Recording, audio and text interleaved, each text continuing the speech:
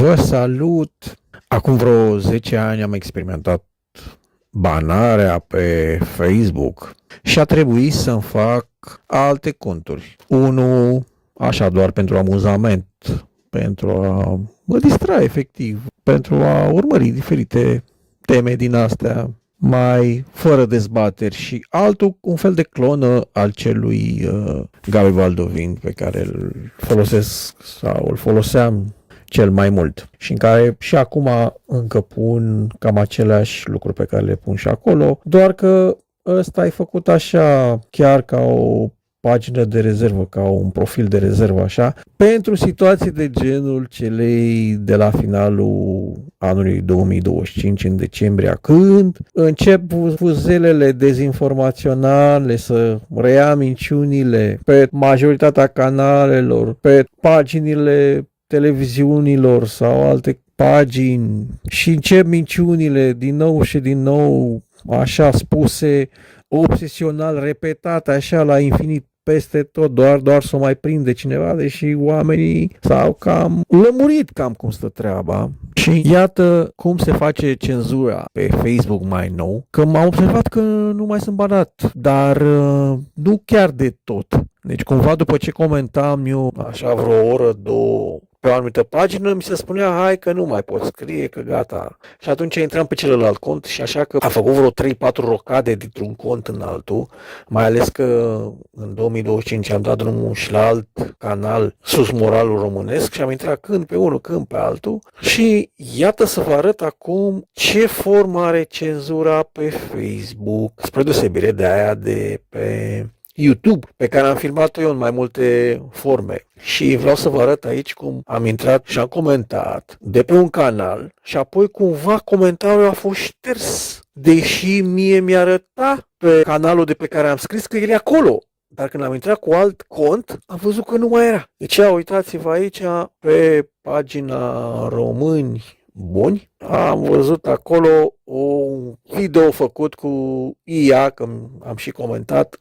IA, adică inteligența artificială, adică un film fals cumva, făcut cu IA despre un eveniment făcut cu CIA, cu CIA din decembrie 89.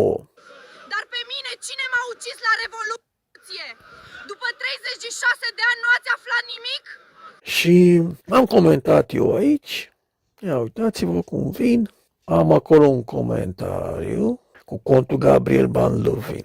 Îi dau eu o replică acolo, îi pun un link, îi dau paste, copiere, mă rog, mi arată acolo ce zice, că nu mai pot comenta. Deci așa, am limitat cât de des poți să postezi, să comentezi sau să faci alte lucruri într-un anumit interval de timp ca să ajute comunitatea să se protejeze împotriva spamului. Nu spun niciun spam. Spam e ceea ce spun ei acolo cu minciunile astea. La mine e adevăr. Ce am pus acolo e exact ce s-a întâmplat.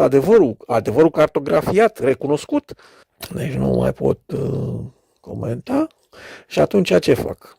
Vin eu aici, de pe celălalt cont, intru în același video și acum cu contul de rezervă caut acolo să vedem unde este replica aia, o găsesc, ia să vedem, un pic mai jos, ia. Unde-i? Nu e. Ia să vedem. Unde e replica mea? Nu e. Deci, pe contul inițial o arată, o vedem acolo, da? Ia uite. Da. Deci, ăsta e la care am spus prima dată, nu ăla la care nu mi-a răspuns. Deci e acolo, am răspuns. Dar când intrăm de pe celălalt cont, vedem că comentariul meu a dispărut. Nu mai e acolo. Aici e, de pe contul Gabriel Baldovin, da? Iar pe celălalt nu mai e. Asta înseamnă cenzura. Deci cumva s-a creat un fel de mit al peșterii. Noi scriem, comentăm, facem lucruri, dar ele nu sunt văzute efectiv în public. Dispar pur și simplu, le vedem doar noi. Deci trăim cumva, s-a creat în jurul nostru un mit al peșterii.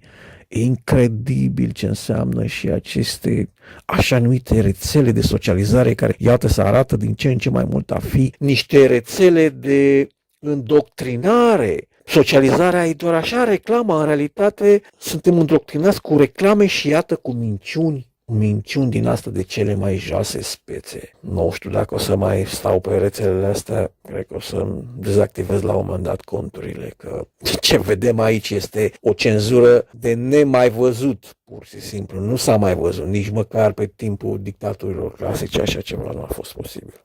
O zi faină!